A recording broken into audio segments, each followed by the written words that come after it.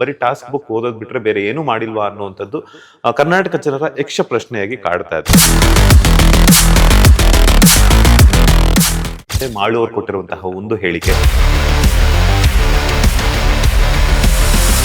Big boss ಮನೆಯಲ್ಲಿ triangle love story ನಡೀತಿದ್ಯಾ, Gilli, ಕಾವ್ಯ ಮತ್ತೆ ರಕ್ಷಿತಾ. ಪ್ರೇಮ ಲೋಕದ ಪಾರಿಜಾತವೇ ಯಾಕೆ ನೀನು ಎದೆಯ ತುಂಬಿದೆ. ನಿಜವಾಗ್ಲೂ ರಾಶಿಕಾ ಅವರು ಒಬ್ಬರ ಮೇಲೆ ಡಿಪೆಂಡ್ ಆಗಿದ್ದಾರೆ. ಲವ್ ಟ್ರ್ಯಾಕ್ ಇಲ್ಲ ಅಂತಂದ್ರೆ ರಾಶಿಕಾ ಅವರು ಬಿಗ್ ಬಾಸ್ ಮನೆಯಲ್ಲಿ ಸರ್ವೈವ್ ಆಗೋಲಿಕ್ಕೆ ಆಗಲ್ಲ. ಧ್ರುವಂತ್ ಹಾಗೆಯೇ ರಕ್ಷಿತಾ ಅವರ ಜುಗಲ್ಬಂದಿ ಬಗ್ಗೆ ಹೇಳಿದೆ, ಯಾಕಂತಂದ್ರೆ ಇಬ್ರು ಮಾತಲ್ಲಿ ನಿಲ್ಸೋದೇ ಇಲ್ಲ. ಕ್ಯಾಪ್ಟನ್ ಆದಾಗ ಗಿಲ್ಲಿ ಎಲ್ಲೋ ಒಂದ್ ಕಡೆ ಕ್ಯಾಪ್ಟನ್ಸಿ ನಿಭಾಯಿಸೋದ್ರಲ್ಲಿ ಎಡವಿದ್ರ ಅಂತ. ಬಿಗ್ ಬಾಸ್ ಮನೆಯಲ್ಲಿ ಯಾರು ತುಂಬಾ ನೆಗೆಟಿವ್ ಥಾಟ್ಸ್ ಅನ್ನ ಪೋರ್ಟ್ರೇ ಮಾಡ್ತಿದ್ದಾರೆ,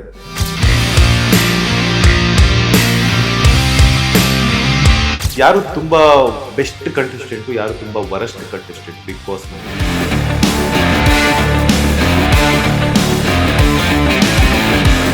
ಡೆವಿಲ್ ಬಗ್ಗೆ ಏನಾದ್ರು ಮಾತಾಡ್ತಿದ್ರ ಗಿಲ್ಲಿ ಅವರು? ಟಾಪ್ 5 ಫಿನಾಲೆ ಕಂಟೆಸ್ಟೆಂಟ್ಸ್ ಯಾರಾಗಿರ್ಬೇಕು ಅಂಡ್ ಹಾಗೇನೆ ಯಾರು ವಿನ್ ಆದ್ರೆ ಸ್ಪಂದನ ಅವ್ರು ತುಂಬಾ ಖುಷಿ ಪಡ್ತಿದ್ದಾರೆ. ಸ್ಪಂದನ ಅವರೇ ಹೇಳಿ, ಓದ್ವಾರನೇ ಬರಬೇಕು ಅಂತ ಹೇಳ್ಬಿಟ್ಟು ಸಾಕಷ್ಟು ಜನ ಸೋಷಿಯಲ್ ಮೀಡಿಯಾದಲ್ಲಿ ವೈರಲ್ ಆಯ್ತು. ಅದಕ್ಕೆ ಸಾಕ್ಷಿ ಎಂಬಂತೆ ಮಾಳು ಅವ್ರು ಕೊಟ್ಟಿರುವಂತಹ ಒಂದು ಹೇಳಿಕೆ ಸಾಕಷ್ಟು ಸೌಂಡ್ ಮಾಡ್ತು. ಅವರು ಅಣ್ಣ ಅಂತ ಅನ್ಕೊಂಡು ಅಣ್ಣ ತಂಗಿ ತರ ಇದ್ದಂಥವ್ರು ಈ ತರ ಹೇಳಿಕೆ ಕೊಡ್ತಾರೆ ಅಂತ ಅನ್ಕೊಂಡಿದ್ರ ನೀವು? ಮಾಳು ಅವ್ರು ಕೊಟ್ಟಿರುವಂತಹ ಹೇಳಿಕೆ ನೋಡಿದಾಗ, ಸೋಷಿಯಲ್ ಮೀಡಿಯಾದಲ್ಲಿ ಜನರ ಕಮೆಂಟ್ಸ್ ಅನ್ನ ನೋಡಿದಾಗ ನಿಮ್ಗೆ ಹೇಗೆ ಅನ್ನಿಸ್ತಿದೆ ಅಂತ? ಅಂದ್ರೆ ಎಕ್ಸ್ಪೆಕ್ಟ್ ಮಾಡಿರ್ಲಿಲ್ಲ ಮಾಡೋಣ ಬಂದು ಈ ತರ ಮಾತಾಡಿರ್ತಾರೆ ಅಂತ ಕ್ಲೂ ಕೂಡ ಇಲ್ಲ. ಬಿಕಾಸ್ ನಾವ್ ಅಲ್ಲಿ ಇದ್ದಾಗ ಒಂದೊಂದು ಕ್ಲೂ ಇರುತ್ತಲ್ಲ, ಓಕೆ ಇವ್ರು ಹೋದಾಗ ಹಿಂಗ್ ಮಾತಾಡಿರ್ಬೋದು ಅಂತ ಅದನ್ನ ಮಾತಾಡ್ತಿದ್ವಿ. ಬಟ್ ಮಾಡೋಣ ಹಿಂಗೆ ಹೇಳಿರ್ತಾರೆ. ಆಮೇಲೆ ನಾನು ನೋಡ್ತಿದ್ದೆ ಯಾರು ವಿನ್ ಆಗ್ಬೇಕು ಅಂದ್ರೆ ಯಾರು ವಿನ್ ಆಗಂಗಿಲ್ಲ ಅಂತ ಎಲ್ಲ ಹೇಳಿದ್ದಾರೆ. ಬಟ್ ಅವ್ರು ಇನಿಷಿಯಲಿ ಬಂದಾಗ ನಂದು ಅವ್ರದ್ದು ಬಾಂಡಿಂಗ್ ಚೆನ್ನಾಗಿತ್ತು. ನನ್ಗೆ ಲಾಸ್ಟ್ ವರ್ಗು ಐ ಫೆಲ್ಟ್ ಚೆನ್ನಾಗೇ ಇತ್ತು ಅಂತ ನನಗೆ ಗೊತ್ತಿಲ್ಲ ಇದ್ ಮಧ್ಯೆ ಅವ್ರಿಗೆ ಏನ್ ಫೀಲ್ ಆಯ್ತು ಅಂತ. ನಾನು ನಾಮಿನೇಟ್ ಮಾಡ್ತೀನಿ ಒಂದ್ ವೀಕ್ ಅವ್ರನ್ನ, ಒಂದ್ ವೀಕ್ ಕಳಪೆನೂ ಕೊಡ್ತೀನಿ, ಒಂದ್ ವೀಕ್ ನಾಮಿನೇಟ್ ಮಾಡ್ತೀನಿ. ಐ ಥಿಂಕ್ ಅದು ಅವ್ರಿಗೆ ಎಫೆಕ್ಟ್ ಆಯ್ತೇನೋ ಅಂತ ಅವ್ರು ಮಾತಾಡಿದ್ ನೋಡಿ ಅಂತ ಫೀಲ್ ಆಯ್ತು. ಬಟ್ ಅವ್ರು ಅಷ್ಟು ಕಾನ್ಫಿಡೆಂಟ್ ಆಗಿ ಹೇಳ್ತಿದ್ರಲ್ಲ, ಅದನ್ನ ಒಳಗಡೆನೆ ಹೇಳ್ಬೋದಿತ್ತು. ಹೇಳಿದ್ರೆ ಅವ್ರು ಇನ್ನೂ ಟಾಪ್ 5ಗೂ ಹೋಗ್ತಿದ್ರು ಅಂತಾನು ಅನಿಸ್ತು. ಯಾಕಂದ್ರೆ ಒಳಗಡೆ ಅವ್ರು ಅಷ್ಟು ಕಾನ್ಫಿಡೆಂಟ್ ಆಗಿ ಇರ್ಲಿಲ್ಲ, ಹೇಳ್ತಿರ್ಲಿಲ್ಲ ಏನನ್ನು. ಅವ್ರು ಕೊಟ್ಟಿರುವಂತ ಹೇಳಿಕೆ ಒಂದು ನಿಮ್ ಬಗ್ಗೆ ಆಗಿರ್ಬೋದು ಅಂಡ್ ಗಿಲ್ಲಿಯ ಬಗ್ಗೆ ಆಗಿರ್ಬೋದು, ಅಂಡ್ ಅದ್ರ ಜೊತೆಗೆ ಟಾಪ್ 5 ಯಾರು ಬರ್ತಾರೆ ಅಂತಂದ್ರೆ ನನ್ಗೆ ಯಾರು ಅನ್ಸಿಲ್ಲ ಅಂತ ಹೇಳಿದ್ರು. ಹೊರಗಡೆ ಸೋಷಿಯಲ್ ಮೀಡಿಯಾದಲ್ಲಿ ಹೆಂಗೆ ಕಮೆಂಟ್ಸ್ ವ್ಯಕ್ತಪಡಿಸ್ತಾ ಇದಾರೆ ಅಂದ್ರೆ ಜನ, ಸೊ ಬಿಗ್ ಬಾಸ್ ಮನೆಯಲ್ಲಿ ಏನು ದಬ್ಬಾಕಿಲ್ಲ, ಹೊರಗಡೆ ಬಂದು ಕಿರ್ಚಾಡಿದ್ರೆ ಏನ್ ಪ್ರಯೋಜನ ಅಂತ ಹೇಳ್ಬಿಟ್ಟು. ಬಿಗ್ ಬಾಸ್ ಮನೆಯಲ್ಲಿ ಏನಾದ್ರು ಮಾಡಿದ್ರೆ ನೀವು ಜನ ಇನ್ನೊಂದಷ್ಟು ಓಟನ್ನ ಹಾಕ್ತಿದ್ರು, ಇನ್ನೊಂದಷ್ಟು ದಿನ ನೀವು ಇರ್ಬೋದಿತ್ತು ಅಂತ ಹೇಳಿದ್ರು. ಸೊ ಅವ್ರಿಗೆ ಕೊಟ್ಟಿರುವಂತಹ ಹೇಳಿಕೆ ಅವ್ರಿಗೆ ಮುಳ್ಳಾಗಿದೆ ಅಂತ ಅನ್ಸುತ್ತೆ ನನ್ಗೂನು. ಯಾಕೆ ಅಂದ್ರೆ ಒಳಗಡೆ ಕಾಂಟ್ರಾಸ್ಟ್ ಆಗಿ ಮಾತಾಡ್ತಿದ್ರು ಅವರು. ಒಂಥರ ಜೆನ್ಯೂನ್ ಆಗಿ ಮಾಡೋಣ, ತುಂಬಾ ಒಳ್ಳೆ ಪರ್ಸನ್, ಅದು ಹೌದು, ನಾವು ಅದ್ ಅನ್ಕೋತಿದ್ವಿ. ಬಟ್ ಶೋ ಅಂತ ಅಂದ್ಮೇಲೆ ನಮ್ದೇನ್ ಅಭಿಪ್ರಾಯ ಇದೆ, ಒಳ್ಳೆಯವರಾಗಿ ನಮ್ಮ ತರದಲ್ಲೇ ವ್ಯಕ್ತಪಡಿಸ್ಬೋದಿತ್ತು. ಅವ್ರು ಅದನ್ನ ವ್ಯಕ್ತಪಡಿಸ್ತಿರ್ಲಿಲ್ಲ. ಏನ್ ಅನ್ಸುತ್ತೆ ಕಿರ್ಚಾಡೆ ಹೇಳ್ಬೇಕು ಅಂತೇನಿಲ್ಲಲ್ಲ, ಅವ್ರಿಗೆ ಏನ್ ಅನ್ಸುತ್ತೆ ಅದನ್ನ ಹೇಳ್ಬೋದಿತ್ತು. ಬಟ್ ಅದನ್ನ ಅವ್ರು ಮಾಡ್ತಿರ್ಲಿಲ್ಲ. ಸೊ ಅವಾಗ ನಮ್ಗೆಲ್ಲೋ ಹೊರಗಡೆ ಬಂದ್ಮೇಲೆ ಯಾಕೆ. ಅಂಡ್ ಗಿಲ್ಲಿನ ಒಂದು ವಾರ ನಾಮಿನೇಟ್ ಮಾಡುವಾಗ್ಲೂ ಅವ್ರು ಅದನ್ನೇ ಹೇಳ್ತಾರೆ, ಅಂದ್ರೆ ಇದು ಕಾಮಿಡಿ ಶೋ ಅಲ್ಲ, ಕಾಮಿಡಿ ಮಾಡ್ತಾನೆ ಅಂತ. ಅವನು ಅದಕ್ಕೆ ಅದನ್ನೇ ಹೇಳ್ತಾನೆ, ಇದು ಸಿಂಗಿಂಗ್ ಶೋ ಅಲ್ಲ, ಮತ್ತೆ ನೀವು ಬರೀ ಯಾಕೆ ಹಾಡು ಹೇಳ್ತೀರಾ ಅಂತ ಅನ್ನೋ ತರ ಹೇಳ್ತಾನೆ. ಸೊ ಅವಾಗ ಅವ್ರು ಏನು ಅದಕ್ಕೆ ರಿಪ್ಲೈ ಕೊಡಲ್ಲ. ಅವ್ರ ಸ್ಟ್ಯಾಂಡ್ ಅವಾಗ್ಲೂ ಅವ್ರು ತಗೋಬೋದಿತ್ತು, ಅದು ಹೊರಗಡೆ ತಗೊಳೋದಕ್ಕಿಂತ. ಐ ಡೋಂಟ್ ನೋ, ಅವ್ರಿಗೆ ಹೊರಗಡೆ ಬಂದ ತಕ್ಷಣ ಅದು ಹಿ ಫೆಲ್ಟ್ ದ್ಯಾಟ್ ಅದಕ್ಕೆ ಹಂಗೆ ಮಾತಾಡಿದ್ರು, ಅಥವಾ ಒಳಗಡೆನೂ ಫೀಲಿಂಗ್ ಇತ್ತ, ಕಾನ್ಫಿಡೆನ್ಸ್ ಇರ್ಲಿಲ್ವಾ ಗೊತ್ತಿಲ್ಲ. ಬಟ್ ಫ್ಯಾನ್ ಬೇಸ್ ಅಂತೂ ಮಾಡೋಣ ತುಂಬಾ ಇದ್ದಾರೆ ಅಂತ ನಮ್ಗೆ ಫೀಲ್ ಆಗ್ತದೆ. ಯಾಕಂದ್ರೆ ಅವ್ರು ಕ್ಯಾಪ್ಟನ್ ಆಗಿದ್ದ ವಾರ ಕೂಡ ಜನಗಳ ಬಂದು ಓಟ್ ಹಾಕಿರ್ತಾರೆ, ಮನೆ ಒಳಗಡೆ ಬಂದು ಅದಕ್ಕೆ ಆಗಿರ್ತಾರೆ. ಸೊ ಜನ ವೋಟ್ ಮಾಡ್ತಿದ್ದಾರೆ ಅಂತ ಗೊತ್ತಿತ್ತು, ಬಟ್ ಅವರು ಇನ್ನೂ ಕಾನ್ಫಿಡೆಂಟ್ ಆಗಿ ಆಡ್ಬೋದಿತ್ತು. ಎಸ್, ಹಾಗೇನೆ ಲಕ್ ಅನ್ನೋದು ಒಂದ್ಸಲ ಆಗುತ್ತೆ, 2 ಸಲ ಆಗುತ್ತೆ, ಬಟ್ ಪ್ರತಿ ಸಲ ಕ್ಯಾರಿ ಆಗಬೇಕು ಅಂದ್ರೆ ಆಗೋದಿಲ್ಲ. ಬಿಕಾಸ್ ಯಾಕಂತಂದ್ರೆ ಅದ್ರ ತಕ್ಕಂಗೆ ನಮ್ಮ ಹಾರ್ಡ್ ವರ್ಕ್ ಕೂಡ ತುಂಬಾ ಇಂಪಾರ್ಟೆಂಟ್ ಆಗುತ್ತೆ. 99 ದಿನಗಳ ಕಾಲ ಸ್ಪಂದನ ಅವರು ಬಿಗ್ ಬಾಸ್ ಮನೆಯಲ್ಲಿ ಜರ್ನಿಯನ್ನ ಮಾಡಿದ್ದಾರೆ ಅಂತಂದ್ರೆ, ಸೊ ಎಲ್ಲೂ ಕೂಡ ಹೊರಗಡೆ ನಿಮ್ಮ ಆಟವನ್ನ ತೋರಿಸಿಲ್ವಾ, ಅಥವಾ ಇಲ್ಲ ಅಂತಂದ್ರೆ ನೀವು ಆಟನೇ ಆಡಿಲ್ವಾ, ಬರೀ ಟಾಸ್ಕ್ ಬುಕ್ ಓದೋದ್ ಬಿಟ್ರೆ ಬೇರೆ ಏನು ಮಾಡಿಲ್ವಾ ಅನ್ನುವಂಥದ್ದು ಕರ್ನಾಟಕ ಜನರ ಯಕ್ಷ ಪ್ರಶ್ನೆಯಾಗಿ ಕಾಡ್ತಾ ಇದೆ. ಅಫ್ಕೋರ್ಸ್ ನಿಮ್ಮ ಹಾರ್ಡ್ ವರ್ಕು ನೀವು ಎಷ್ಟು ಕೊಡಬೇಕು ಅನ್ನುವಂಥದ್ದು ನಿಮಗೆ ಗೊತ್ತಿರುತ್ತೆ. ಬಿಕಾಸ್ ಆಸ್ ಎ ಕಂಟೆಸ್ಟೆಂಟ್ ಆಗಿ ಅಲ್ಲೇನೇನಿರುತ್ತೆ ಸಿಚುವೇಶನ್ಸ್, ಒಬ್ಬೊಬ್ಬರ ಮೈಂಡ್ ಸೆಟ್ ಯಾವ ಥರ ಇರುತ್ತೆ ಅನ್ನುವಂಥದ್ದು, ಅದ್ರ ಬಗ್ಗೆ ಹೇಳೋದಾದ್ರೆ ಅಂದ್ರೆ ಇವಾಗ ಎಲ್ಲರೂ ಡಿಫ್ರೆಂಟ್ ಪರ್ಸನಾಲಿಟಿನೇ, ಎಲ್ಲರೂ ಒಂದೇ ತರ ಇರಕ್ ಸಾಧ್ಯನೇ ಇಲ್ಲ. ಮನೇಲಿ ಎಲ್ಲ 13 ಮೆಂಬರ್ಸ್ ಇದ್ವು, 18 ಮೆಂಬರ್ಸ್ ಇದ್ವು, ಎಲ್ಲರೂ ಡಿಫ್ರೆಂಟ್ ಪರ್ಸನಾಲಿಟಿನೇ ಅಲ್ಲಿ ಇರ್ತಾರೆ. ಅಂಡ್ ಹೋದಾಗ ನಾನು ಹೇಳ್ದಂಗೆ ನಾನು ಕಾನ್ಫಿಡೆಂಟ್ ಆಗಿ ಹೋಗಿದ್ದೆ, ಬಟ್ ಆ ಜಂಟಿ ಅಂತನೋ ಇನ್ನೊಂದಂತನೋ ಅದು ಚೇಂಜ್ ಆಗ್ತಾನೆ ಹೋಯ್ತು. ಒಂದೊಂದಿನ ಲೋ ಕಾನ್ಫಿಡೆಂಟ್ ಫೀಲ್ ಮಾಡ್ತಿದ್ದೆ, ಆಮೇಲೆ I use to take it up again, ಆ ಥರನೇ ಫೀಲ್ ಆಗ್ತಿತ್ತು. ಬಟ್ ಲಕ್ಕಿಂದ ಇಷ್ಟು ವಾರ ಅದು ಯಾವಾಗಲೂ ಲಕ್ ಫೇವರ್ ಮಾಡಕ್ ಸಾಧ್ಯನೇ ಇಲ್ಲ. ಆ್ಯಂಡ್ ನಾನು ಮನೆಯೊಳಗಡೆ ಯಾರು ನನ್ನ ನಾಮಿನೇಟ್ ಮಾಡಿದಾಗ್ಲೂ ಅಥವಾ ಏನು ಮಾಡಿದಾಗ್ಲೂ ನಾನು ಕಾರಣಗಳನ್ನೇ ಕೇಳ್ತಿದ್ದು. ಆ್ಯಂಡ್ ನಾನು ಕೊಡೋ ಕಾರಣಗಳಿಗೆ ಅಷ್ಟು ಜಗಳಗಳು ಆಗ್ತಿರ್ಲಿಲ್ಲ. ದಟ್ಸ್ ಬಿಕಾಸ್ ನಾನು ಆನ್ ಪಾಯಿಂಟೇ ಹೇಳ್ತಿದ್ದೆ. ಆ್ಯಂಡ್ ಎಷ್ಟೊಂದ್ಸಲಿ ನಾನು ಹೇಳ್ತಿದ್ದೆ, ಸುಮ್ಮನೆ ಅವ್ರು ಹಿಂಗೆ ಅದಕ್ಕೆ ನಾನು ನಾಮಿನೇಟ್ ಮಾಡ್ತೀನಿ ಅಂತ ಹೇಳೋಕ್ಕಾಗಲ್ಲ. ಕೆಲವು ಕಂಟೆಸ್ಟೆಂಟ್ಸ್ ಜೊತೆ ನನಗೆ ವೈಬ್ ಮ್ಯಾಚ್ ಆಗ್ತಿರ್ಲಿಲ್ಲ ಅಂದ್ರೂ ನಾನು ಅವ್ರನ್ನ ನಾಮಿನೇಟ್ ಮಾಡ್ತಿರ್ಲಿಲ್ಲ, ಬಿಕಾಸ್ ನನ್ನ ಹತ್ರ ಕಾರಣ ಇರಲಿಲ್ಲ ಅಂತ. ಈ ಥರದ ಕಾರಣಗಳಿಗೆ ನಾನು 99 ಡೇಸ್ ಇದ್ದಿದ್ದು. ಏನೂ ಮಾಡಿದೆ, ಅಷ್ಟು ದಿನ ಇರೋಕ್ಕೆ ಸಾಧ್ಯನೇ ಇಲ್ಲ. ಬಟ್ ಎಲ್ಲರೂ ಇವಾಗ ಒಬ್ರ ಬಗ್ಗೆ ಏನೋ ಒಪಿನಿಯನ್ ಕೊಡಬೇಕು ಅಂದಾಗ ಹೇಳ್ತಾರೆ. ಅದು ಫಾರ್ ಎಕ್ಸಾಂಪಲ್ ಇವಾಗ ರಾಶಿಕಾ ಸ್ಟಾರ್ಟಿಂಗ್ ಅವಳು ನನಗೆ ಕೊಟ್ಟಿದ್ದ ಒಪಿನಿಯನ್ಗೂ ಲಾಸ್ಟ್ ವೀಕ್ ಉತ್ತಮ ಕೊಡುವಾಗ ಒಪಿನಿಯನ್ಗೂ ಅವಳು ಚೇಂಜ್ ಆಗಿಲ್ಲ. ಅವಳದನ್ನ ಏನೋ ನಂಗೆ ಫೀಲ್ ಮಾಡಿಸಿದ ರೀತಿ ಲಾಸ್ಟ್ ವೀಕಲ್ಲಿ ಅದನ್ನೇ, ಆಮೇಲೆ ಟಾಸ್ಕ್ದು ಅವಳು ಪ್ರೀವಿಯಸ್ಲಿ ಹೇಳಿದ್ದಕ್ಕೂ ಅವಳ ಎಫರ್ಟ್ಸ್ ಎಷ್ಟಿದೆ ಅಂತ ಕಂಪ್ಲೀಟ್ ಆಗಿ ತೋರಿಸಿದ್ಲು. ಅವಳೇ ಕಾಂಟ್ರಾಸ್ಟ್ ಆಗಿ ಹೇಳ್ತಾಳೆ. ಸೊ ಐ ಥಿಂಕ್ ಅಲ್ಲೆಲ್ಲೋ ಅವಳು ಕೊಟ್ಟಿದ್ದನ್ನ ಅವಳಿಗೆ ರಿಯಲೈಸ್ ಆಯಿತು ಅಥವಾ ನೋಡಿದ್ಲು ಅಂತ ಅನಿಸ್ತು. ಸೊ ಅದೇ ಥರ 99 ಡೇಸ್ ಇರಬೇಕು ಅಂದ್ರೂ ಏನೋ ಮಾಡಿರೋದಕ್ಕೆ ಇರೋದು. ಲಕ್ ಅಂತೂ ಯಾವಾಗಲೂ ಫೇವರ್, ಅದು ಆ ಮನೇಲಿ ಫೇವರ್ ಮಾಡಕ್ ಸಾಧ್ಯನೇ ಇಲ್ಲ. ಬಿಗ್ ಬಾಸ್ ಮನೆಯಲ್ಲಿ ಟ್ರಯಾಂಗಲ್ ಲವ್ ಸ್ಟೋರಿ ನಡೀತಿದ್ಯಾ ಅಂತ, ಗಿಲ್ಲಿ, ಕಾವ್ಯ ಮತ್ತೆ ರಕ್ಷಿತಾ.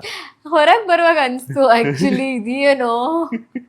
ರಕ್ಷಿತಾ ಒಂದು ಶಾಕಿಂಗ್ ಆಗಿ ವೀಕೆಂಡೇ ಗೊತ್ತಾಗಿದ್ದು. ಅಂದ್ರೆ ಹೇಳಿರ್ತಾಳ ಅವಳು ನಮ್ಮ ಜೊತೆನೋ, ನಂಗೆ ಇಲ್ಲಿ ತರ ಇರೋ ಹುಡುಗ ಇಷ್ಟ, ಕಿತಾಪತಿ ಮಾಡಬೇಕು, ಆ ಥರ ಫನ್ ಇರಬೇಕು ಅಂತ ಹೇಳಿರ್ತಾಳೆ. ಬಟ್ ಆಮೇಲೆ ಅವಳು ಪೊಸೆಸಿವ್ ಇದ್ದಾಳೆ ಅಂತಲೂ ನಮ್ಗೆ ಗೊತ್ತಿರುತ್ತೆ. ಬಾಗಿಲಿ ಮಾತಾಡೋಣ, ಬಾ ರಘು ಸರ್ ಮಾತಾಡೋಣ ಅಂತ ಕರ್ಕೊಂಡೋಗಿ ಮಾತಾಡೋದು, ಅಥವಾ ನಾವು ಮಾತಾಡ್ಬೇಕಾದ್ರೆ ರಘು ಸರ್ ಜೊತೆ ಅವ್ರಿಗೆ ಅನ್ಕಂಫರ್ಟಬಲ್ ಫೀಲ್ ಆಗುತ್ತೆ ನೀವು ಹುಡುಗಿರಿದ್ರೆ ಅಂತ ಹೇಳೋದು, ಅದೆಲ್ಲ ಮಾಡಿದಾಗ ಅನಿಸ್ತಿತ್ತು. ಬಟ್ ಇಷ್ಟು ಸೀರಿಯಸ್ ಆಗಿದೆ ಅಂತ ವೀಕೆಂಡ್ ಅಲ್ಲೇ ಗೊತ್ತಾಗಿದ್ದು. ಎಸ್, ನಿನ್ನೆ ಅಶ್ವಿನಿ ಮೇಡಮ್ ಅವರು ಒಂದು ಟಾಸ್ಕ್ ನಾಮಿನೇಷನ್ ವಿಚಾರವಾಗಿ ಹೇಳ್ತಾರೆ. ರಾಶಿಕಾ ಅವರಿಗೆ ಒಂದು ಸೂರಜ್ ಬಂದಾಗ ಒಂದು ಟ್ರ್ಯಾಕು, ರಘುವರ ಮೇಲೆ ತೊಡೆ ಮೇಲೆ ಕುತ್ಕೊಂಡು ಮಲಿಕೊಂಡಾಗ ಅಥವಾ ಹೊರಿಕೊಂಡಾಗ ಇನ್ನೊಂದು ಟ್ರ್ಯಾಕ್ ನಡೆಸುವಂಥದ್ದು ನನಗೆ ಗೊತ್ತಿಲ್ಲ ಅನ್ನುವಂಥದ್ದು. ನಿಜವಾಗ್ಲೂ ರಾಶಿಕಾ ಅವರು ಟ್ರ್ಯಾಕ್ ಮೇಲೆ ಟ್ರ್ಯಾಕ್, ಯಾಕಂದ್ರೆ ಈ ಹಿಂದೆನೂ ಕೂಡ ಧ್ರುವಂತ್ ಅವ್ರ ಜೊತೆ ಒಂದು ಸ್ವಲ್ಪ ದಿನ ಕ್ಲೋಸ್ ಆಗಿದ್ರು ಅಂತ ಹೇಳ್ಬಿಟ್ಟು ಟಾಕ್ ನಡೀತಿತ್ತು. ಸೊ ನಿಜವಾಗ್ಲೂ ರಾಶಿಕಾ ಅವರು ಒಬ್ಬರ ಮೇಲೆ ಡಿಪೆಂಡ್ ಆಗಿದ್ದಾರಾ? ಲವ್ ಟ್ರ್ಯಾಕ್ ಇಲ್ಲ ಅಂತಂದ್ರೆ ರಾಶಿಕಾ ಅವರು ಬಿಗ್ ಬಾಸ್ ಮನೇಲಿ ಸರ್ವೈವ್ ಆಗೋದಕ್ಕೆ ಆಗಲ್ವಾ? ಲವ್ ಟ್ರ್ಯಾಕ್ ಇಲ್ಲ ಅಂದ್ರೆ ಸರ್ವೈವೇ ಆಗ್ತಿರ್ಲಿಲ್ಲ ಅಂತ ಹೇಳಲ್ಲ. ಬಟ್ ಅದು ಅವಳಿಗೆ ಎಷ್ಟು ದಿನ ಬರಕ್ಕೆ ಅದು ಒಂದ್ ಸ್ವಲ್ಪ ಹೆಲ್ಪ್ ಆಗಿರ್ಬೋದು. ಯಾಕಂದ್ರೆ ಅದು ಅವಳಿಗೆ ಎಲ್ಲೂ ಬೇರೆ ಕಡೆ ಅಷ್ಟು ಎಫರ್ಟ್ಸ್ ಹಾಕ್ಲಿಲ್ಲ. ಬಿಕಾಸ್ ಟಾಸ್ಕ್ ಅಲ್ಲಿ ಅವಳು ಚೆನ್ನಾಗಿ, ಅವಳ ಸ್ಟ್ರೆಂತ್ ಏನಿತ್ತು ಚೆನ್ನಾಗಿತ್ತು. ಅವಳು ಹೈಟ್ ಆಗಿರ್ಬೋದು, ಅವಳ ಶಕ್ತಿ ಸ್ಟ್ರೆಂತ್ ಅಂತ ಬಂದಾಗ ಅವಳು ಚೆನ್ನಾಗಿತ್ತು. ಅದನ್ನ ಯೂಸ್ ಮಾಡಿಕೊಂಡು ಅವಳು ಕ್ಯಾಪ್ಟನ್ ಆದಾಗ್ಲೂ ಕೂಡ ಅದನ್ನ ಉಸ್ತುವಾರಿ ಅಂತ ಏನ್ ಬಂತು ಅದನ್ನ ಇನ್ನೂ ಚೆನ್ನಾಗಿ ಯೂಸ್ ಮಾಡ್ಕೋಬೋದಿತ್ತು. ಇವಾಗ ಟಾಸ್ಕ್ ಆಡದಿರೋದಕ್ಕೆ ನಮ್ಗೆ ಎಷ್ಟೊಂದು ಅಧಿಕಾರ ಸಿಕ್ತಿರ್ಲಿಲ್ಲ. ಅವಳಿಗೆ ಆ ಏರಿಯಾಸ್ ಜಾಸ್ತಿ ಇತ್ತು. ಬಟ್ ಎಲ್ಲೋ ಒಂದ್ ಕಡೆ ಮಾಡ್ಕೊಂಡ್ಬಿಟ್ಲು, ಇಲ್ಲಾಂದ್ರೆ ಅವ್ಳ ಜರ್ನಿ ಇನ್ನೂ ಚೆನ್ನಾಗಿರ್ತಿತ್ತು. But I want agri, Raghu sir ಮೇಲೊಂದು ಸ್ಟೇಟ್ಮೆಂಟ್ ಮಾಡಿದ್ದು ಅದು ಐ ಡೋಂಟ್ ಅಗ್ರಿ. ಯಾಕಂದ್ರೆ ಆ ಕೋಪದಲ್ಲಿ ಅವರು ಏನೋ ಹೇಳಿದ್ರು, but that's completely not wrong. Ashwini ma'am ಅದು ಹೇಳಬಾರ್ದಿತ್ತು. ಯಾಕಂದ್ರೆ ಅವರು ರಘು ಸರ್ ಜೊತೆ ಎಷ್ಟೊಂದು ವೀಕೆಂಡ್ಸ್ ಡ್ಯಾನ್ಸ್ ಮಾಡಿದ್ದಾರೆ. Because Raghu sir as a person ಆತರ ಅಲ್ಲ ಅವರು. ಅಂಡ್ ನಮ್ಮನೇಲಿ ಯಾರು ಆತರ ಇರ್ಲಿಲ್ಲ, ಆತರ ವೈಬು ಕೊಡ್ಲಿಲ್ಲ ಯಾವುದೇ ಹುಡುಗರಾಗಿರ್ಬೋದು. ಸೊ ಅವ್ರು ಆತರ ಓಪನ್ ಸ್ಟೇಟ್ಮೆಂಟ್ ಮಾಡಿದಾಗ ಇವ್ರು ಎಷ್ಟೊಂದು ವೀಕೆಂಡ್ಸ್ ಅಲ್ಲಿ ರಘು ಸರ್ ಜೊತೆನೆ ಡ್ಯಾನ್ಸ್ ಮಾಡಿದ್ದಾರೆ, ಹಂಗಾರೆ ಅವ್ರು ಮಾಡಿದ ಏನಕ್ಕೆ ಅನ್ನೋದು ಒಂದು ಆತರನೂ ಹೇಳ್ಬೋದಲ್ವಾ. ಕೋಪದಲ್ಲಿ ಕಂಟ್ರೋಲ್ ಮಾಡ್ಕೊಂಡು ಮಾತಾಡಲ್ಲ ಅಶ್ವಿನಿ ಮ್ಯಾಮ್. ಅಗ್ರೆಷನ್ ಆಗೋದ್ ಬೇರೆ, ಅದನ್ನ ಪರ್ಸನಲ್ ಆಗಿ ಮಾತಾಡೋದ್ ಬೇರೆ. ಯಾಕಂದ್ರೆ ಅವರು ಹೆಣ್ಮಕ್ಳಿಗೋಸ್ಕರ ಏಕವಚನ ಉಪಯೋಗಿಸ್ಬಾರ್ದು ಅಂತ ಹೇಳೋರು ಈ ತರ ಇಷ್ಟು ರಾಶಿಕದ ಮೇಲೆ ಹೇಳಿದ್ದು ಒಂಥರ ಅವ್ರ ವ್ಯಕ್ತಿತ್ವ ಏನು, ವ್ಯಕ್ತಿತ್ವದ ಆಟನೇ ಅಲ್ವಾ, ಅವ್ರ ವ್ಯಕ್ತಿತ್ವ ಏನು ಅನ್ನೋದೊಂಥರ ಅನ್ಸ್ಬಿಡ್ತು ನನಗೆ. ಎಸ್, ಧ್ರುವಂತ್ ಹಾಗೇನೆ ರಕ್ಷಿತಾ ಅವರ ಜುಗಲ್ಬಂದಿ ಬಗ್ಗೆ ಹೇಳಿ ಮೇಡಮ್, ಯಾಕಂತಂದ್ರೆ ಇಬ್ರು ಮಾತಲ್ಲಿ ನಿಲ್ಸೋದೇ ಇಲ್ಲ. ಅದು ಸೀಕ್ರೆಟ್ ರೂಮ್ ಆದ್ಮೇಲೆ ಅಲ್ಲಿ ಏನಾಯ್ತು ನಂಗೆ ನೋಡಿಲ್ಲ ಇನ್ನು. ಬಟ್ ಸೀಕ್ರೆಟ್ ರೂಮ್ ಆದ್ಮೇಲೆ ಧ್ರುವಂತ್ ಒಂಥರ ಬೇಕು ಬೇಕು ಅಂತ ಮಾಡ್ಬಿಟ್ರು ಅಂತ ಅನಿಸ್ತು. ಅಲ್ಲಿವರೆಗೂ ಒಂಥರ ಜೆನ್ಯೂನ್ ಆಗಿ ಆಗ್ತಿತ್ತೇನೋ, ಓಕೆ ಏನೋ ಜಗಳ ಮಾಡ್ತಿದ್ದಾರೆ, ಇದಕ್ಕೋಸ್ಕರ ಜಗಳ ಮಾಡ್ತಿದ್ದಾರೆ ಅಂತ.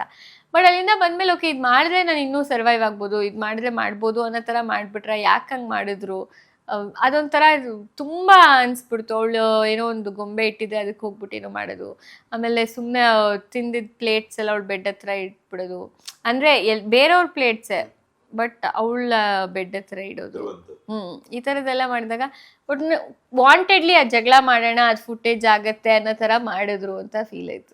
ಓಕೆ, ಈ ಗಿಲ್ಲಿ ನಿಜವಾಗ್ಲೂ ಕ್ಯಾಪ್ಟನ್ಸಿ ಅಂತ ಕ್ಯಾಪ್ಟನ್ ಆದಾಗ ಗಿಲ್ಲಿ ಎಲ್ಲೋ ಒಂದ್ ಕಡೆ ಕ್ಯಾಪ್ಟನ್ಸಿ ನಿಭಾಯಿಸೋದ್ರಲ್ಲಿ ಎಡವಿದ್ರ ಅಂತ, ಕಾವ್ಯ ಅವ್ರನ್ನ ಸೇವ್ ಮಾಡ್ಕೊಂಡು ಬರೋದಕ್ಕೇನೆ ಕ್ಯಾಪ್ಟನ್ ಅನ್ನ ಒಂದು ಅದಕ್ಕಾಗಿ ಮೀಸಲಿರಿಸಿದ್ರ ಅಂತ ಕ್ಯಾಪ್ಟನ್ ಅಂದ್ರೆ ಪಟ್ಟವನ್ನ. ಕ್ಯಾಪ್ಟನ್ಸಿನ ನಾನು ಗಿಲ್ಲಿ ವೀಕೆಂಡಲ್ಲೂ ಹೇಳುವಾಗ ಅದೇ ಹೇಳಿದೆ, ಒಬ್ಬೊಬ್ರ ಮೇಲೆ ಒಂದೊಂದು ಎಕ್ಸ್ಪೆಕ್ಟೇಷನ್ ಇರುತ್ತೆ. ಅದು ನಾವು ನೋಡ್ತಾ ಬಂದಿರ್ತೀವಿ ಅವ್ಳ ಜರ್ನಿನ, ಆ ಥರದ್ರ ಮೇಲೆ ಒಂದು ಎಕ್ಸ್ಪೆಕ್ಟೇಷನ್ ಇರುತ್ತೆ. ಗಿಲ್ಲಿ ಮೇಲೂ ನಂಗೆ ಹಂಗೆ ಎಕ್ಸ್ಪೆಕ್ಟೇಷನ್ ಇತ್ತು, ಚೆನ್ನಾಗಿ ಮಾಡ್ತಾನವನು.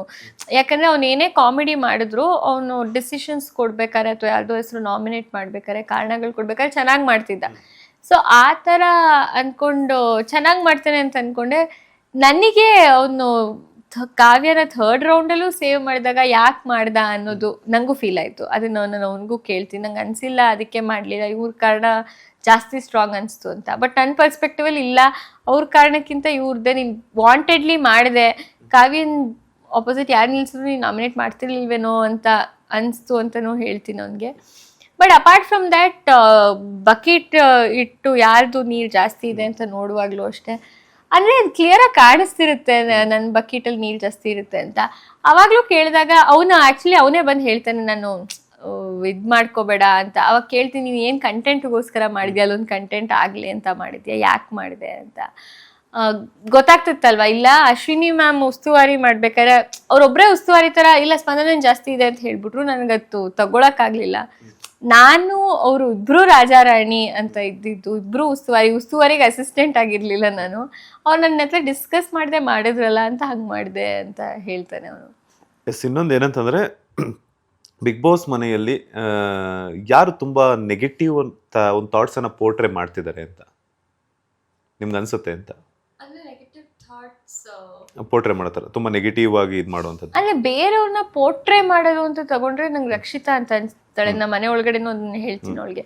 ಅವಳದೇನೋ ಒಂದು ಪಾಯಿಂಟ್ ಅನ್ನು ಹೈಲೈಟ್ ಮಾಡಕ್ಕೆ ಬೇರೆಯವ್ರನ್ನ ತುಂಬಾ ನೆಗೆಟಿವ್ ಆಗಿ ಪೋರ್ಟ್ರೇ ಮಾಡ್ಬಿಡ್ತಾಳೆ. ಫಾರ್ ಎಕ್ಸಾಂಪಲ್, ನಾವು ಬಟ್ಟೆ ಜೋಡಿಸ್ಕೋ ಅಂತ ಏನೋ ಹೇಳ್ತಾ ಇರ್ತೀವಿ, ಅವಳು ಇಮಿಡಿಯೇಟ್ಲಿ ಈ ಕಡೆ ಎಲ್ಲ ನಾನು ಕಾವ್ಯ ರಾಶಿಕ್ ನಮ್ದು ಬ್ಯಾಸ್ಕೆಟ್ಸ್ ಇರುತ್ತೆ, ಇಲ್ಲಿ ಬಂದ್ಬಿಟ್ಟು ಹಂಗಾರೆ ಈ ಬಟ್ಟೆಗಳು ಗಲೀಜಲ್ಲ, ಈ ಬಟ್ಟೆ ಗಲೀಜಾ ಅಂತ ಹೇಳೋ ತರ ಹೇಳ್ಬಿಡ್ತಾರೆ.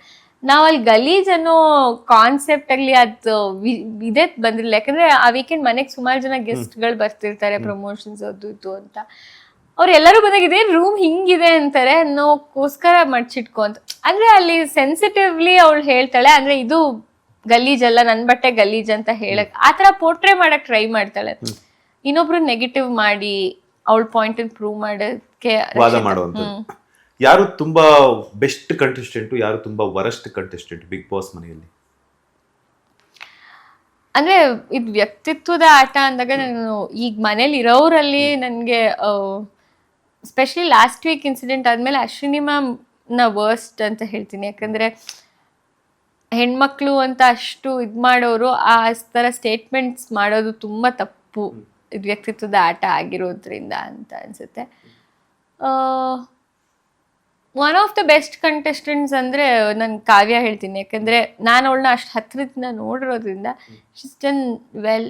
ಆ್ಯಂಡ್ ಅವಳು ಮಾತಾಡ್ತಿದ್ದಿದ್ದು, ಅವಳ ಥಾಟ್ಸು, ಅದೇ ಅಗೇನ್ ಇದು ವ್ಯಕ್ತಿತ್ವದ ಆಟ ಅಂದಾಗ ಅವಳ ವ್ಯಕ್ತಿತ್ವ ನನಗೆ ಇಷ್ಟ ಆಗುತ್ತೆ. ಯಾರು ಅನ್ಲಾಯ್ ಬಿಗ್ ಬಾಸ್ಗೆ? ಈಗ ಅಲ್ಲಿ ಇರೋರಲ್ಲೇ ಹೇಳ್ಬೇಕು, I think all are deserving, ಅದಕ್ಕೆ ಅಲ್ಲಿದ್ದಾರೆ ಅನ್ಸುತ್ತೆ ನನಗೆ. ಬಟ್ ಐ ಥಿಂಕ್ ರಾಶಿಕಾ ಅಷ್ಟು ಕಂಪ್ಯಾರಿಟಿವ್ಲಿ ನಾಟ್ ಡಿಸರ್ವಿಂಗ್. ಯಾಕೆ ಅಂದರೆ ಅದೇ ಹೇಳ್ದಂಗೆ ಅವಳು ಇಡೀ ಸೀಸನ್ ಒಂದು ಕಡೆ ಸ್ವಲ್ಪ ಸೀಮಿತ ಆಗೋಗ್ಬಿಟ್ಲು ಅನ್ಸುತ್ತೆ. ಇಫ್ ನಾಟ್ ಫಾರ್ ದ್ಯಾಟ್ ಅವಳಿಗೆ ಟಾಸ್ಕ್ ಆಡ್ತಾಳೆ ಅನ್ನೋದೊಂದು ಪ್ಲಸ್ ಪಾಯಿಂಟ್ ಇರೋದನ್ನ ಅವಳು ಚೆನ್ನಾಗಿ ಉಪಯೋಗಿಸ್ಕೊಂಡು ಮೋರ್ ಡಿಸರ್ವಿಂಗ್ ಆಗ್ಬೋದಿತ್ತು. ಗಿಲ್ಲಿ ಇಲ್ಲ ಅಂದ್ರೆ ಕಾವ್ಯ ಅವ್ರು ಸರ್ವೈವ್ ಆಗೋದಿಲ್ವಾ ಅಂತ? ಇಲ್ಲ, ಆ ಥರ ಇಲ್ಲ. ಯಾಕಂದರೆ ನನ್ನ ಫ್ರೆಂಡ್ ಅಂತ ಹೇಳ್ತಿಲ್ಲ, ಅವಳು ಪರ್ಸ್ನಲಿ ಅದನ್ನ ಬ್ರೇಕ್ ಮಾಡಬೇಕು ಅಂತಾನೆ ಅವಳು ಕ್ಯಾಪ್ಟನ್ ಆಗಿದ್ದಕ್ಕೆ ಸಿಕ್ಕಾಪಟ್ಟೆ ಎಫರ್ಟ್ಸ್ ಹಾಕಿ, ಬರೀ ಟಾಸ್ಕ್ ಮಾತ್ರ ಅಲ್ಲ, ಬೇರೆ ಕಡೆ ಹೋಗಿ ಮಾತಾಡೋದಾಗಿರ್ಬೋದು, ಬೇರೆ ಕಾನ್ವರ್ಸೇಷನ್ಸಲ್ಲಿ ಇನ್ವಾಲ್ವ್ ಆಗಿರೋದಾಗಿರ್ಬೋದು, ಅದನ್ನು ತುಂಬ ಮಾಡಿದ್ದಾಳೆ. ಸೊ ಗಿಲ್ಲಿ ಇಲ್ಲದೆ ಕಾವ್ಯ ಸರ್ವೈವ್ ಆಗ್ತಾನೆ ಇರಲಿಲ್ಲ ಅಂದರೆ ಸುಳ್ಳು. ಹೊರಗಡೆ ಬಂದ್ಮೇಲೆ ಗಿಲ್ಲಿ ಫ್ಯಾನ್ ಕ್ರೇಜ್ ನೋಡಿ ಹೆಂಗ್ ಅನ್ನಿಸ್ತಿತ್ತು ಅಂಡ್ ಹಾಗೇನೆ ಡೆವಿಲ್ ಸಿನಿಮಾದಲ್ಲಿ ಆಕ್ಟ್ ಮಾಡಿದ್ದಾರೆ ಅಂತ ಕಾರಣಕ್ಕೆ ಸಾಕಷ್ಟು ಜನ ಮತ್ತಷ್ಟು ಫ್ಯಾನ್ ಕ್ರೇಜ್ ಅವ್ರಿಗೆ ಹುಟ್ಕೊಳ್ತಾ ಹೋಯ್ತು. ಸೊ ಏನ್ ಹೇಳ್ತೀರಾ ಡೆವಿಲ್ ಬಗ್ಗೆ ಏನಾದ್ರು ಮಾತಾಡ್ತಿದ್ರ ಗಿಲ್ಲಿ ಅವರು? ಮಾತಾಡಿದ್ದ ಒಳಗಿರುವಾಗ, ಅಂದ್ರೆ ಇಂಟರ್ವಲ್ ಬ್ಲಾಕ್ ಅಲ್ಲಿ ಬರ್ತೀನಿ ಅಂತ ಹೇಳ್ತಿದ್ದ. ರಿಲೀಸ್ ಆಗಿರ್ಬೋದೇನೋ ಅಂದ್ರೆ ನಮಗ್ ಡೇಟ್ ಗೊತ್ತಾಗ್ತಿರ್ಲಿಲ್ವಲ್ಲ, ಇಂದ ಕೌಂಟ್ ಮಾಡ್ಕೊಂಡ್ ಬರ್ತಿದ್ವಲ್ಲ. 19th ಏನೋ, ಐ ಡೋಂಟ್ ರಿಮೆಂಬರ್ ಡೇಟ್. ಇವತ್ತಿರ್ಬೋದು, ನಾಳೆ ರಿಲೀಸ್ ಆಗಬೇಕಿತ್ತು, ಬಟ್ 11th ಗೆ ರಿಲೀಸ್ ಆಯ್ತು. ಓಕೆ, 19th ಅಂತ ಅನ್ಕೊಂಡಿದ್ದ ಒಳಗಡೆ. 19th ರಿಲೀಸ್ ಆಗಿರುತ್ತೇನೋ ಅಂತ ಅನ್ಕೊಂಡು. ಬಟ್ ಮನೆಗ್ ಬಂದಾಗ ಯಾರೋ, ಐ ಡೋಂಟ್ ರಿಮೆಂಬರ್, ಯಾರೋ ಒಬ್ರು ಡೆವಿಲ್ ಅಲ್ಲಿ ಮಾಡಿದ್ಯಾ ಅನ್ನೋದೇ ಹೇಳ್ತಾರೆ. ಅವಾಗ್ಲೂ ಫುಲ್ ಕಾಣಿಸಿದಿನ, ಅಂದ್ರೆ ಅವ್ನ ಹೇಳಿದ ಪ್ರಕಾರ ಸಣ್ಣ character but important character. Interval ಅಲ್ಲಿ ಬರ್ತೀನಿ, 5 ಸೀನೋ 6 ಸೀನೋ ಇದೀನಿ ಅಷ್ಟೇ, ಅದ್ರಲ್ಲಿ ಎಷ್ಟು ಕಟ್ ಮಾಡಿರ್ತಾರೋ ಏನೋ ನಂಗೆ ಅದು ಗೊತ್ತಿಲ್ಲ ಅಂತೆಲ್ಲ ಹೇಳ್ತಿದ್ದ. But he was also happy. ಒಳಗಡೆ ನಮಗ್ ಅನ್ಸ್ತಿತ್ತು ಗಿಲ್ಲಿ ಒಂದ್ ಸ್ಟ್ರಾಂಗ್ ಕಂಟೆಸ್ಟೆಂಟ್, ಯಾಕೆಂದ್ರೆ ಅವನು ಎಂಟೈರ್ ಜರ್ನಿ ಅವ್ನು ಎಂಟರ್ಟೈನ್ ಮಾಡಿರ್ಬೋದು. ಆ್ಯಂಡ್ ಅವ್ನು ಕೊಡ್ತಿದ್ದ ಕಾರಣಗಳು, ಅವ್ನ ಅನಾಲಿಸಿಸ್ ಸಿಚುಯೇಷನ್ ಸ್ಟ್ರಾಂಗ್ ಅಂತ ಗೊತ್ತಿತ್ತು. ಬಟ್ ಹೊರಗಡೆ ಬಂದ್ಮೇಲೆ ಜನ ಇಷ್ಟೊಂದು ಇಂಪ್ರೆಸ್ ಆಗಿದ್ದಾರೆ ಅಂತ ಗೊತ್ತಿರ್ಲಿಲ್ಲ, ಒಳಗಡೆ ಇದ್ದಾಗ ಗೊತ್ತಿರ್ಲಿಲ್ಲ. ಎಸ್, ಈಗ ಇನ್ನೊಂದೇನಂತಂದ್ರೆ, ಈಗ ಬಿಗ್ ಬಾಸ್ ಮನೆಯಲ್ಲಿ ಕಾವ್ಯ ಅವರ ಫ್ಯಾಮಿಲಿ ಎಂಟ್ರಿ ಆದ್ಮೇಲೆ ಸೊ ಹೊರಗಿನ ವಿಚಾರಗಳನ್ನ ತಿಳಿಸ್ಕೊಡ್ತಾರೆ. PR ಯಾರು ಅನ್ನುವಂಥದ್ದಾಗಿರ್ಬೋದು, ಕಾವ್ಯ ಅವರ ತಮ್ಮ ನಿಮ್ಮ ಮತ್ತೆ ಗಿಲ್ಲಿ ಅವ್ರದ್ದು ಇಬ್ಬರು ಕಾಂಬಿನೇಷನ್ ತುಂಬಾ ಚೆನ್ನಾಗಿ ನಡೀತಾ ಇದೆ ಹೊರಗಡೆ ಎಲ್ಲನೂ ಕೂಡ ಅನ್ನೋದು. ಆಮೇಲೆ ಅಣ್ಣ ಅಂತ ಕರಿಬೇಡ ಅಂತ ಕಾವ್ಯ ಅವರ ತಾಯಿ ಹೇಳುವಂಥದ್ದು. ಸೊ ಹೊರಗಿನ ವಿಚಾರಗಳನ್ನ ತಿಳಿಸ್ಕೊಡುವಂಥದ್ದು ಎಷ್ಟು ಮಟ್ಟಿಗೆ ಸರಿ ಅಂತ, ಬಿಕಾಸ್ ಯಾಕಂದ್ರೆ ಹೊರಗಡೆ ನಡೀತಿದೆ ಏನಂತ ಅಂದಾಗ ಅದು ನಮ್ಗೆ ಎನ್ಕ್ಯಾಚ್ ಆಗುತ್ತೆ. ನೆಕ್ಸ್ಟ್ ನಾವ್ ಹೆಂಗಿರ್ಬೇಕು ಅನ್ನೋದನ್ನ ನಾವು ಒಂದು ಬ್ಲೂ ಪ್ರಿಂಟ್ ತರ ಮಾಡ್ಕೋಬಹುದು. ಅದು ಆಕ್ಚುಲಿ ತುಂಬಾ ಅವಳಿಗೆ ಲಾಸ್ಟ್ 2 weeks ಇರುವಾಗ ಹೇಳಿರೋದು ಇನ್ನೂ ಅವಳಿಗೆ ಎಫೆಕ್ಟ್ ಆಯ್ತು ಅಂತ ಅನ್ಸುತ್ತೆ. ಯಾಕಂದ್ರೆ ಅವಳು ಅದನ್ನ ತಲೆಗೆ ತಗೊಳಲ್ಲ. ನನ್ನ ಆಟ ನಾನು ಆಡ್ತೀನಿ ಅಂದ್ರು ಅದು ನಮಗ್ ಗೊತ್ತಿಲ್ಲ ಅನ್ನೋದೇ ಬರೋದು. ಯಾಕಂದ್ರೆ ಸುದೀಪ್ ಸರ್ ಹೇಳ್ತಾರೆ, ವಿ ಕ್ಯಾನ್ ಗೋ, ನಿಮ್ ಮನ್ಸಲ್ಲಿ ಡಿಲೀಟ್ ಮಾಡಕ್ಕಂತೂ ಆಗಲ್ಲ, ಅವ್ರು ಹೇಳ್ಬಿಟ್ಟಿದ್ದಾರೆ, ರೂಲ್ ಬ್ರೇಕ್ ಆಗೋಗಿದೆ ಅಂತ. ಅವಳು ಇಷ್ಟು ವಾರ ಏನ್ ಎಫರ್ಟ್ ಹಾಕೊಂಡ್ ಬಂದಿದ್ಲು, ಇವಾಗ ಎಲ್ಲ ಈ ಆಂಗಲ್ ಅಲ್ಲೇ ಅದನ್ನ ತಗೋತಾರೆ. ಪ್ರಾಬಬ್ಲಿ ಅವ್ರ ಅಮ್ಮ ಹೇಳಿದ್ರಲ್ಲ ಅದಕ್ಕೆ ಅವ್ರ ತಮ್ಮ, ಅದೊಂದು ಅವಳಿಗೆ ಕಷ್ಟ ಆಗ್ಬೋದು ಇವಾಗ. ಇಫ್ ನಾಟ್ ಅವಳ ಎಫರ್ಟ್ ಇಂದಾನೆ ಅವಳು ಇವಾಗ ಇಷ್ಟವರೆಗೂ ಸರ್ವೈವ್ ಆಗಿರೋದು. ಇನ್ನೂ ಅವಳು ಎಫರ್ಟ್ ಹಾಕಿನೇ ಸರ್ವೈವ್ ಆಗ್ತಿದ್ರು.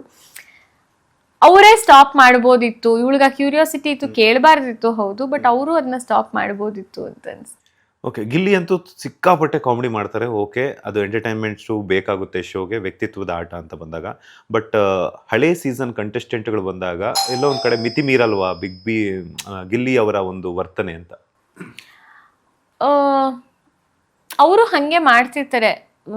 ಯಾಕಂದ್ರೆ ನಾವು ನಾವೆಲ್ಲರೂ ಮನೇಲಿ ಗಿಲ್ಲಿಗೆ ಯಾಕೆ ಹೇಳ್ತೀವಿ ಅಂದ್ರೆ, ನಾವು ವೇಟರ್ಸ್ ಆಗಿರ್ತೀವಿ.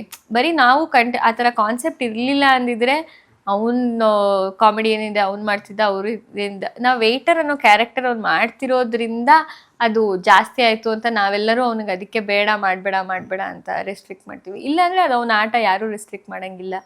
ಆ್ಯಂಡ್ ಆಪೋಸಿಟಿಂದ ರಿಯಾಕ್ಷನ್ ಹೆಂಗಿರುತ್ತೆ, ಇವನ್ ರಿಯಾಕ್ಷನು ಹಾಗೆ ಇರುತ್ತೆ. ಎಸ್, ಬಿಗ್ ಬಾಸ್ ಮನೆಯಲ್ಲಿ ರ್ಯಾಪಿಡ್ ಫೈರ್ ಒಂದು ಕೇಳ್ತೀನಿ, ಯಾರ್ಯಾರು ಹೆಂಗಿರ್ತಿದ್ರು ಅಥವಾ ಅವ್ರ ಬಗ್ಗೆ ಏನಾದರೂ ಒನ್ ವರ್ಡ್ ಆನ್ಸರ್ನ ಹೇಳೋದಾದ್ರೆ ಸ್ಟ್ರೈಟ್ ಫಾರ್ವರ್ಡ್ ಆಗಿ. ನಮ್ಮ ಇವರು ಕರಿಬಸಪ್ಪ ಅವರು ಗೊತ್ತಿಲ್ಲ ನಂಗೆ, ಅಷ್ಟು ಮರ್ತೋಗಿದೆ. ಆ್ಯಂಡ್ ಅವ್ರ ಜೊತೆ ನಾನು ಜಾಸ್ತಿ ಟೈಮ್ ಸ್ಪೆಂಡ್ ಮಾಡಿಲ್ಲ. ಆರ್ ಜೆ ಅಮಿತ್ ಅಷ್ಟು ಗೊತ್ತಿಲ್ಲ, ಬಿಕಾಸ್ ಅದು ಫಸ್ಟ್ ವೀಕಲ್ಲಿ ನಮ್ಗೆ ಗೊತ್ತಾಗಿಲ್ಲ. ಬಟ್ ಅವ್ನು ಬೇರೆ ಜಂಟಿ ಸಿಕ್ಕಿದ್ರೆ ಐ ಥಿಂಕ್ ಅವನು ಇನ್ನು.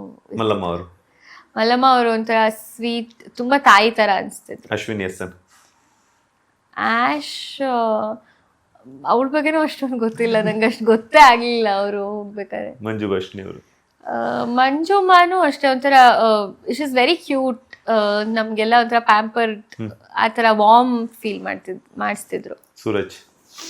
ಸೂರಜ್ಗೂ ನಂಗೂ ವೈಬ್ ಅಷ್ಟು ಸರಿ ಹೋಗ್ಲಿಲ್ಲ. ಅವನು ಐ ಥಿಂಕ್ ಹೊರಗಡೆ ಅವನಿಗೂ ರೆಸ್ಪಾನ್ಸ್ ಚೆನ್ನಾಗಿದೆ ಅಂತ ನಾನು ನೋಡಿದ್ಮೇಲೆ ಅನಿಸ್ತು. ಅವನ ಒಂದು ಕಾರ್ನರ್ಡ್ ಆಗದೆ ಜಾಸ್ತಿ ಆಟ ಆಡಿದ್ರೆ ಇನ್ನೂ ಚೆನ್ನಾಗಿರ್ತಿತ್ತು.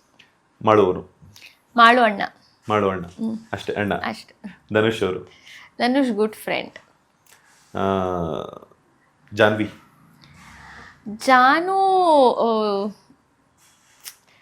ಹೆಂಗೆ ಹೇಳೋದು ಅದನ್ನ ಅಂದ್ರೆ, ಅವ್ರು ಎಷ್ಟೊಂದು ಕಾಣಿಸ್ಕೋಬೇಕು ಅಂತ ಎಷ್ಟೊಂದು ಮಾಡಿದ್ರು, ಬಟ್ ಅದನ್ನ ಯೋಚನೆ ಮಾಡಿದ್ರೆ ಚೆನ್ನಾಗಿರ್ತಿತ್ತು ಅಂತ. ರಿಷಾ ನಂಗೆ ಆ ಮನೇಲಿ ಯಾಕಷ್ಟು ಟಾರ್ಗೆಟ್ ಮಾಡಲು ನನಗೆ ಗೊತ್ತಿಲ್ಲ, ಬಟ್ ಓವರ್ ಪ್ರಿಪೇರ್ಡ್ ಆಗ್ಬಿಟ್ಲು. ಅಂದ್ರೆ ವೈಲ್ಡ್ ಕಾರ್ಡ್ ಎಂಟ್ರಿ ಆಗಿರೋದು. ಆಗಿರೋದ್ರಿಂದ ನೋಡಿರೋದ್ರಿಂದ 1 ವೀಕಿಗೆ ನಾನು ಇದು ಮಾಡ್ತೀನಿ ಅಂತ ಪ್ರಿಪೇರ್ಡ್ ಆಗಿ ಬಂದ್ಬಿಟ್ಲು. ಇಲ್ಲಾಂದ್ರೆ ಆರ್ಗ್ಯಾನಿಕ್ ಆಗೇ ಇದ್ದಿದ್ರೆ ಚೆನ್ನಾಗಿರ್ತಿತ್ತು ಅನ್ಸುತ್ತೆ. ರಘು ತುಂಬಾ ನಾಲೆಜ್ ಇದೆ ಅವ್ರಿಗೆ, ಅವ್ರ ಹತ್ರ ಯಾವ ವಿಷಯ ಪಿಕ್ ಮಾಡಿದ್ರು ಮಾತಾಡ್ಬೋದು. ಸತೀಶ್ ಅವರು ಗೊತ್ತಿಲ್ಲಪ್ಪ ಅವ್ರನ್ನ ಏನ್ ಹೇಳ್ಬೇಕು ಅಂತ. ಮನೆಗಿಂತ ಜಾಸ್ತಿ ಹೊರಗಡೆ ಬಂದ್ಮೇಲೆ ಸೌಂಡ್ ಮಾಡಿದಾರ ಅವರು. I don't know. Ashwini Gowda ಅವರು. ಅಶ್ವಿನಿ ಮ್ಯಾಮ್ ಇನ್ನೂ ಚೆನ್ನಾಗಿ ಆಟ ಆಡ್ಬೋದಿತ್ತು. ಅವ್ರ ಗುಂಡಿನ ಅವರೇ ತೋಡ್ಕೊಂಡ್ರು ಸುಮಾರು ಸಿಚುಯೇಷನ್ ಅಲ್ಲಿ. ಅಭಿ ಹೀಸ್ ತುಂಬಾ ಒಳ್ಳೆಯವನಾಗ್ಬಿಟ್ಟ for the show. Kavya sister. Rashika strong, task ಅಲ್ಲಿ ಮಾತ್ರ ಸ್ಟ್ರಾಂಗ್. ಧ್ರುವಂತ್ ಒಂಥರ confusing. Rakshita clever. Gilli entertainer. Okay, top 5 finale contestants ಯಾರಾಗಿರ್ಬೇಕು ಅಂಡ್ ಹಾಗೇನೆ ಯಾರು ವಿನ್ ಆದ್ರೆ ಸ್ಪಂದನ ಅವ್ರು ತುಂಬಾ ಖುಷಿ ಪಡ್ತಾರೆ? ಗಿಲ್ಲಿ ಇರ್ತಾನೆ, ಧನು ಇರ್ತಾನೆ, ರಕ್ಷಿತಾ ಇರ್ತಾಳೆ, ರಘು ಸರ್ ಇರ್ತಾರೆ. ಅದೇ ನಾನು ಎಲ್ಲ ಸಲ ಹೇಳ್ತಿರೋದು ಕಾವ್ಯ ಇರ್ಬೇಕು ಅನ್ನೋದು ನಂಗೆ ಇಷ್ಟ ಟಾಪ್ 5 ಅಲ್ಲಿ. ಬಟ್ ಐ ಥಿಂಕ್ ಅವಳು ಈ ವಾರ ಚೆನ್ನಾಗಿ ಪರ್ಫಾರ್ಮ್ ಮಾಡಿದ್ರೆ, ಅವ್ರ ಮನೆಯವ್ರು ಮಾಡಿರೋ ತಪ್ಪಿಂದ ಈ ತರ ಆಗಿರೋದು. ಅವಳಿಲ್ಲ ಅಂದ್ರೆ ಅಶ್ವಿನಿ ಮ್ಯಾಮ್ ಬರ್ತಾರೆ. ನೆಕ್ಸ್ಟ್ ವೀಕ್ ಯಾರು ಎಲಿಮಿನೇಟ್ ಆಗಬಹುದು? ಈಗ ಮಿಡ್ ವೀಕ್ ಅಂತ ನಾವು ಮಾತಾಡ್ಕೋತಿದ್ವಿ. ಇದ್ರೆ ಐ ಥಿಂಕ್ ರಾಶಿಕಾ ಬರ್ತಾಳೆ, ಆಮೇಲೆ ಧ್ರುವಂತ್ ಬರ್ತಾನೆ, ಇಲ್ಲ ವೈಸ್ ವರ್ಸ ಆಗ್ಬೋದು ಅನ್ಸುತ್ತೆ. ಎಸ್. ಈಗ ರೆಮ್ಯುನರೇಷನ್ ಏನ್ ಮಾಡಬೇಕು ಅಂತ ಅನ್ಕೊಂಡಿದ್ರೆ ಬಿಗ್ ಬಾಸ್ ಮನೆಯಿಂದ ಬಂದಿರುವಂತಹ ರೆಮ್ಯುನರೇಷನ್? ನಾವು ಪ್ರೈಸ್ ಮನಿ ವಿನ್ ಆದ್ರೆ ಮನೆ ಕಟ್ಟಕ್ಕೆ ಶುರು ಮಾಡ್ಬೇಕು ಅಂತ ಅನ್ಕೊಂಡಿದ್ದೆ. ಬೆಂಗಳೂರಲ್ಲ ಮೈಸೂರಲ್ಲಿ. ಅಂಡ್ ರೆಮ್ಯುನರೇಷನ್ ಅಷ್ಟು ಅದರಲ್ಲಿನೋ ಮಾಡಬೇಕು ಅಂದ್ರೆ ಐ ಸ್ಟಿಲ್ ಡೋಂಟ್ ನೋ. ನಾನು ತುಂಬಾ ಸೇವ್ ಮಾಡೋದು, ನನ್ನ ಫ್ರೆಂಡ್ಸ್ ಎಲ್ಲ ಅದೇ ಹೇಳ್ತಾರೆ ಇನ್ವೆಸ್ಟ್ ಮಾಡು ಸೇವ್ ಮಾಡೋದಕ್ಕಿಂತ. ಬಟ್ ಸೇವ್ ಮಾಡಿ ಇಡೋದು ನಾನು ಏನಕ್ಕಾರು ಮನೆಗೆ ಯೂಸ್ ಆಗುತ್ತೆ ಅನ್ಸುತ್ತೆ. ಅದು ಮನೆ ಕಟ್ಟೋದು ಐ ಥಿಂಕ್ ಇನ್ನೂ ಒಂದು ಸ್ವಲ್ಪ ಜೋಡಿಸಿ ಆಮೇಲೆ ಮನೆ ಕಟ್ಟಕ್ಕೆ ಶುರು ಮಾಡ್ಬೇಕನ್ಸುತ್ತೆ. ಸ್ಪಂದನ ಅವರ ಬ್ಯೂಟಿ ಸೀಕ್ರೆಟ್ ಏನು ಅಂತ? ಖುಷಿಯಾಗಿರೋದು. ಬಿಕಾಸ್ ಸ್ಕಿನ್ ಕೇರ್ ಅಂತೂ ಮಾಡಲ್ಲ ನಾನು, ತುಂಬಾ ಲೇಸಿ ಸ್ಕಿನ್ ಕೇರ್ ಮಾಡೋಕ್ಕೆ. ಮೇಕಪ್ ತೆಗ್ದೆ ಮಲ್ಕೊಳ್ಳೋದೇ ಆಗೋಗ್ಬಿಡುತ್ತೆ, ಸ್ಕಿನ್ ಕೇರ್ ಮಾಡಲ್ಲ. But I think being happy ಅನ್ಸುತ್ತೆ. ಎಸ್. ನೆಕ್ಸ್ಟ್ ಏನೆಲ್ಲ ಪ್ಲಾನ್ಸ್ ಅನ್ಕೊಂಡಿದ್ರ ಬಿಗ್ ಬಾಸ್ ನಂತರ? ಅದೇ ಅಂದ್ರೆ ಇನ್ನೂ ಚೆನ್ನಾಗಿರೋ ಪ್ರಾಜೆಕ್ಟ್ಸ್ ಮಾಡಬೇಕು ಅನ್ನೋದೊಂದು ಆಸೆ ಇದೆ. ನಾನು ಇವಾಗ ಪ್ಲೇ ಮಾಡಿರೋ ರೋಲ್ಸ್ ಬಿಟ್ಟು ಬೇರೆ ಏನಾದ್ರು ಟ್ರೈ ಮಾಡಬೇಕು ಅಂತ. ಆಮೇಲೆ ಥಿಯೇಟರ್ ಪ್ರಾಕ್ಟೀಸ್ ಮಾಡಬೇಕು ಅನ್ನೋದು ನಂಗೆ ಒಂದು ಲಾಂಗ್ ಟರ್ಮ್ ಕನಸು. ಅಲ್ಲಿ ಹೋದ್ಮೇಲೆ ಮನೆ ಒಳಗಡೆ ಅನ್ಸಿದ್ದು ಎಲ್ಲನೂ ಮಾಡಬೇಕು, ಅದನ್ನ ಪೋಸ್ಟ್ಪೋನ್ ಮಾಡ್ಬಾರ್ದು ಅಂತ. ಥಿಯೇಟರ್ ಪ್ರಾಕ್ಟೀಸ್ ಮಾಡಬೇಕು ಅದನ್ನ ತುಂಬಾ ಪೋಸ್ಟ್ಪೋನ್ ಮಾಡ್ಬಿಟ್ಟಿದ್ದೀನಿ ನಾನು. ಐ ಥಿಂಕ್ ಜಾಯಿನ್ ಆಗಬೇಕು, ಕಲಿಬೇಕು ಅಂತ. ನೆಕ್ಸ್ಟ್ ಸ್ಯಾಂಡಲ್ವುಡ್ ನಟರಲ್ಲಿ ಯಾರ ಜೊತೆ ಆಕ್ಟ್ ಮಾಡಬೇಕು ಅನ್ನುವಂತ ಆಸೆ ಇದೆ ನಿಮಗೆ? ಸುದೀಪ್ ಸರ್ ಜೊತೆ. ಅವ್ರನ್ನ ಅಷ್ಟು ವಾರ ನೋಡಿ, ಅವ್ರನ್ನ ಹತ್ರದಿಂದ ಮಾತಾಡಿ, ಅವ್ರ ಜೊತೆ ಯಾವ ಕ್ಯಾರೆಕ್ಟರ್ ಮಾಡಬೇಕು? ಎನಿ ಕ್ಯಾರೆಕ್ಟರ್, ತಂಗಿ ಬಿಟ್ಟು ಎನಿ ಕ್ಯಾರೆಕ್ಟರ್. ಫೈನಲಿ ಕರ್ನಾಟಕದ ಜನತೆಗೆ ಏನ್ ಹೇಳ್ತೀರಾ ಅಂತ? ಥ್ಯಾಂಕ್ಸ್ ಹೇಳ್ತೀನಿ. ಐ ನೋ ಥ್ಯಾಂಕ್ಸ್ ತುಂಬಾ ಸಣ್ಣ ಪದ, ಬಟ್ ಹಾರ್ಟ್ಲಿ ಗ್ರೇಟ್ಫುಲ್. ಇಷ್ಟು ವಾರಗಳು ನನಗೆ ಕಾನ್ಸ್ಟೆಂಟ್ ಆಗಿ ಸಪೋರ್ಟ್ ಮಾಡಿದ್ದಕ್ಕೆ.